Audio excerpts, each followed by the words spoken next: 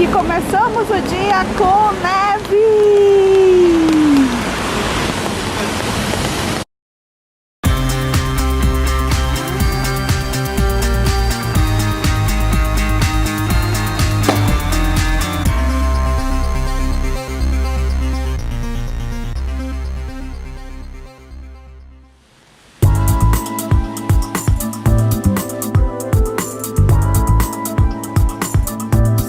As pessoas tiveram a mesma ideia que eu. Tá chovendo, se mete no museu. Olha o tamanho da fila. Será que eu encaro? Ai, conseguimos entrar depois de 1 hora de fila, no frio, na chuva, na neve. Chegamos no Museu d'Orsay. Bom, eu vou falar agora para vocês sobre algumas das obras que a gente vai ver aqui dentro. E o ingresso custou R$18 porque eu comprei 2 tickets ao mesmo tempo.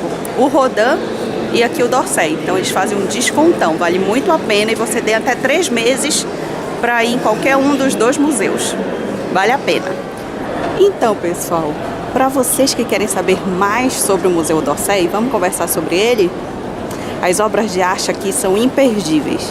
Ele é um estabelecimento que obriga a maior coleção de pinturas impressionistas e pós-impressionistas. Então vamos falar sobre as obras mais importantes e mais interessantes aqui do museu? Bom, as obras de arte de Gustave Courbet estão expostas aqui no museu, principalmente o realismo de Gustave Courbet, que pintou diversos quadros, dentre os quais estão algumas das obras mais famosas e reproduzidas do mundo. A coleção de obras de arte do museu tem a sorte de abrigar algumas das suas grandes telas, como A Origem do Mundo.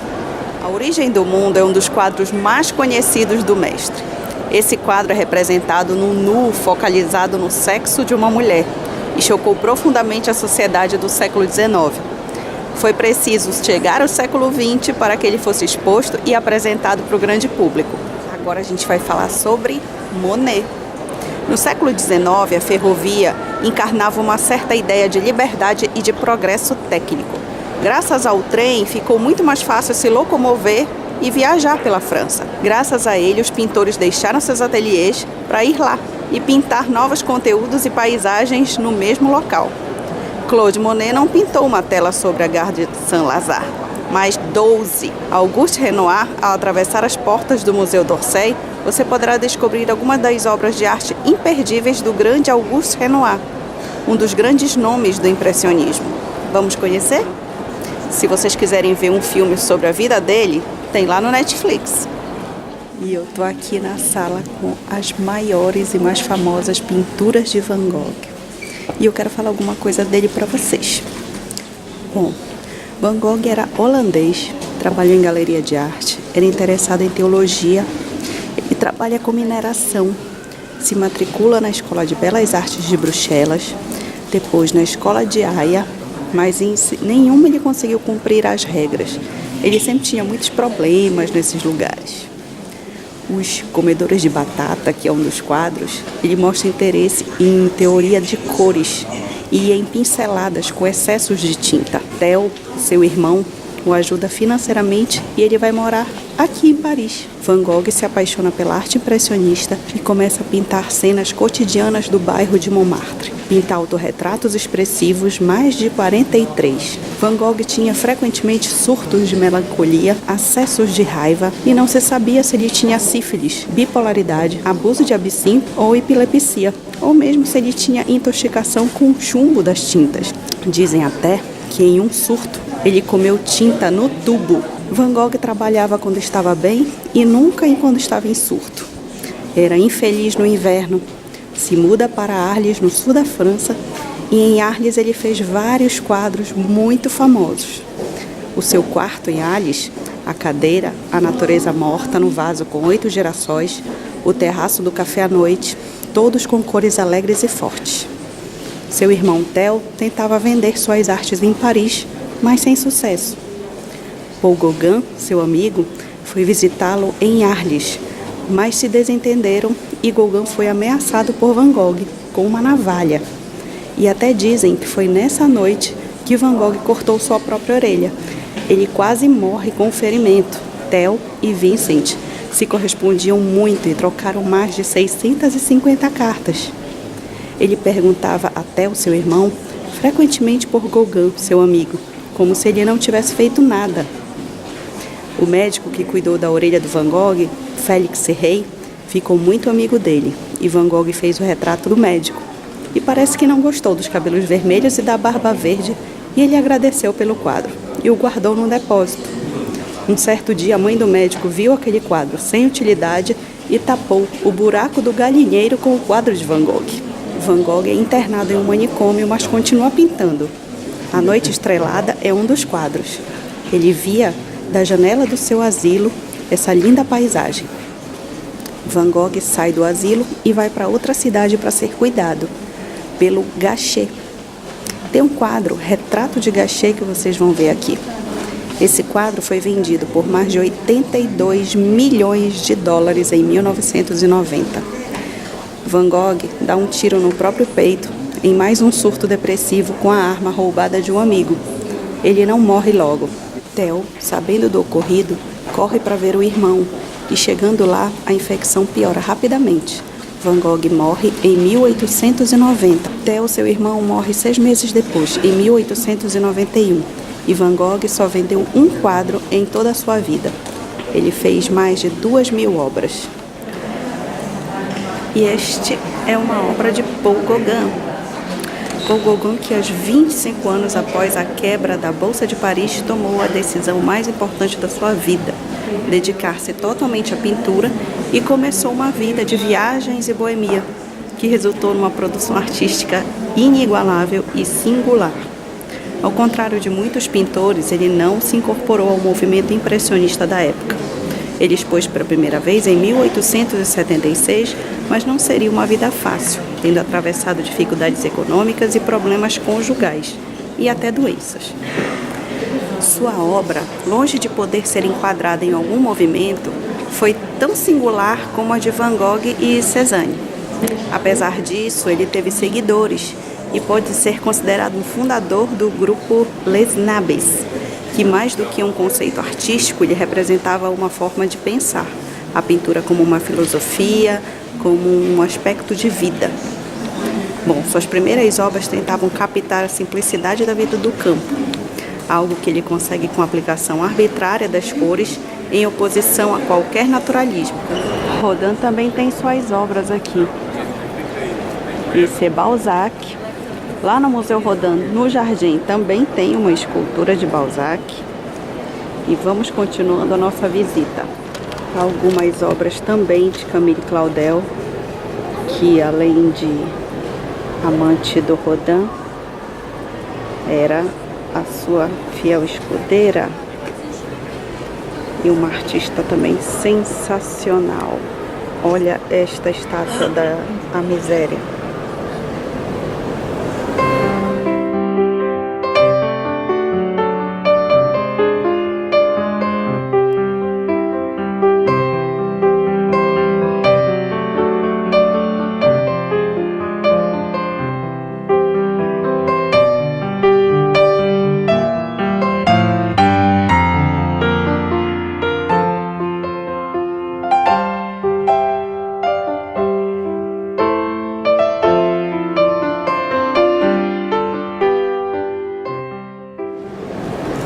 Vamos começar a ver as obras de Renoir. Vocês sabem quem é esse pintor e o que ele significa para a pintura no mundo? Renoir foi um pintor francês que iniciou o desenvolvimento do movimento impressionista. Ele é conhecido por celebrar a beleza e especialmente a sensualidade das mulheres. Agora eu tenho umas coisas engraçadas para contar sobre Renoir.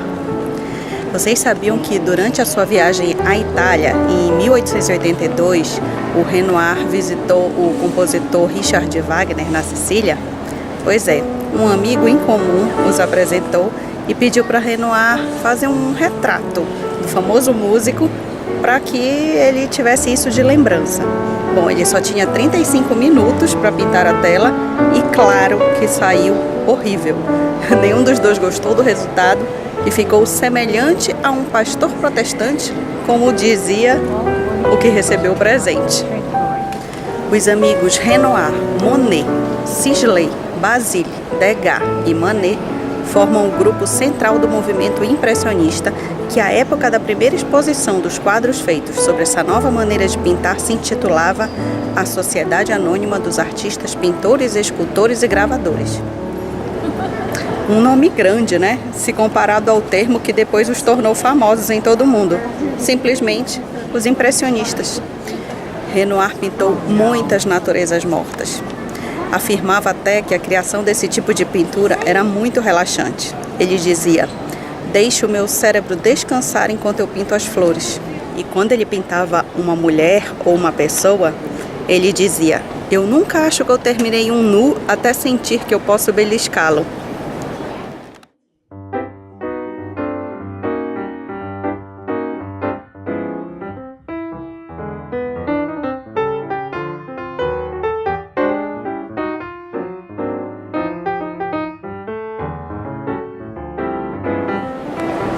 E aqui a obra célebre de Rodin, uma delas, né? Porque ainda tem o Pensador.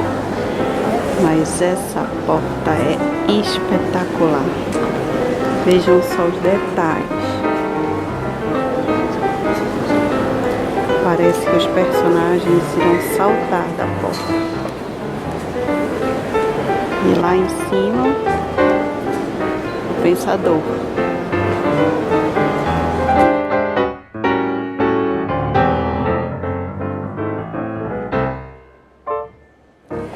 Quando eu estive lá em Florença, na Itália, eu falei um pouquinho sobre as obras de Dante e da revolucionária obra Divina Comédia.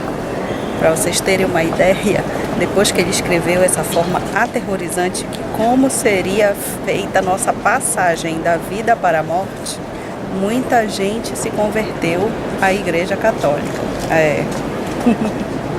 Essas são as curiosidades que ficam por trás das artes.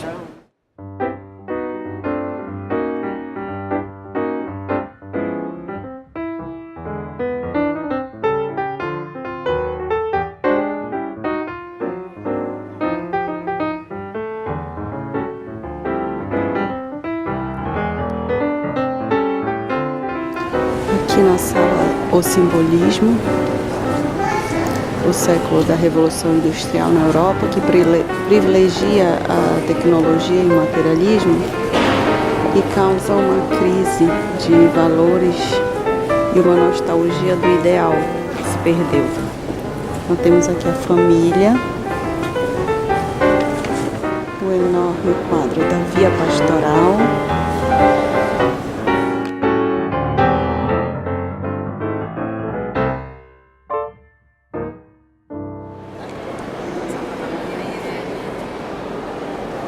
aqui também no D'Orsay tem um restaurante, tem café, está em torno de 15 euros, sanduíches e alguns pratos pequenos.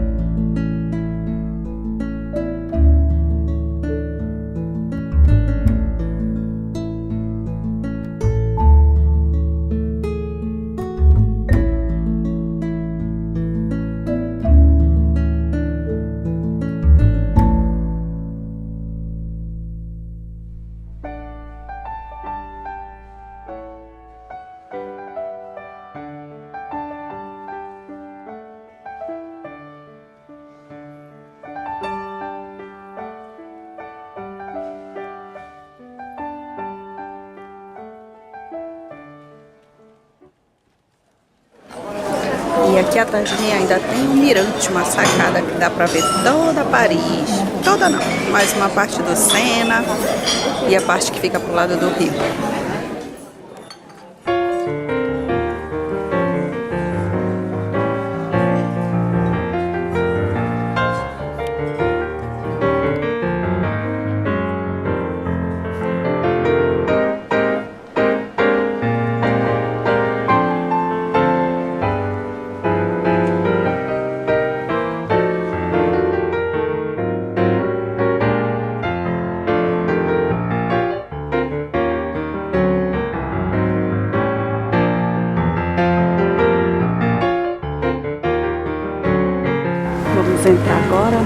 parte da exposição do Picasso, azul e rosa.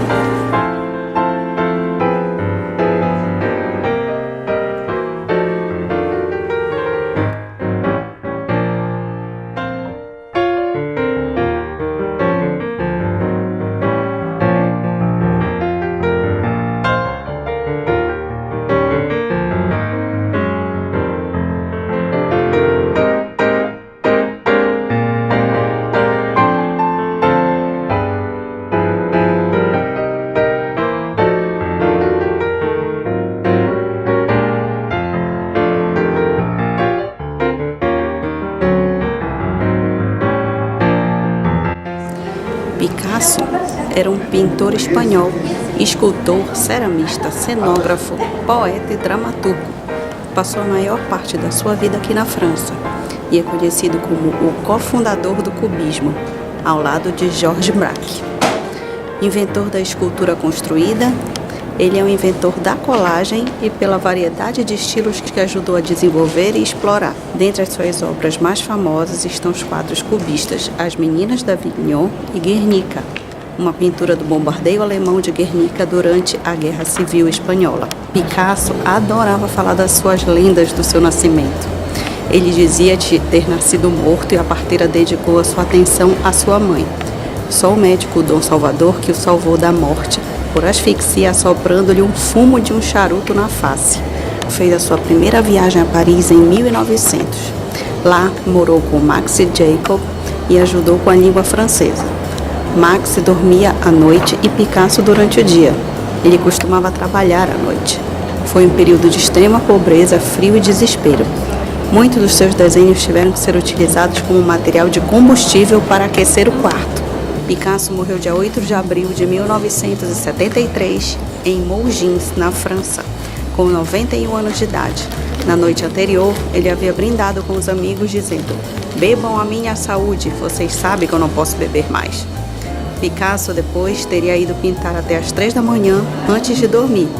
Acordou na manhã seguinte com dores no peito e sem conseguir se levantar, morrendo aos poucos minutos depois de um infarto.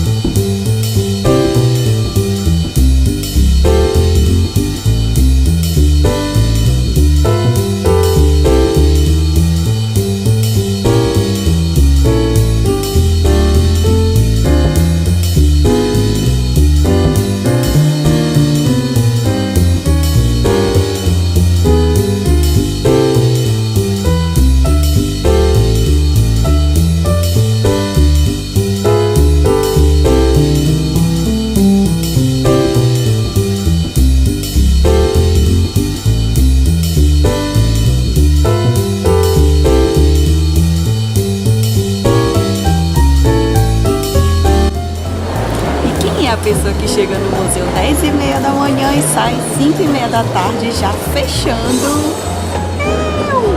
Espero que vocês tenham gostado do vídeo. Muito obrigada por assistir. Um beijo. Se gostaram, me dê aquele like. Se inscreve no canal, compartilha com seus amigos e mostra o quanto legal é o nosso canal. Tchau, até o próximo vídeo.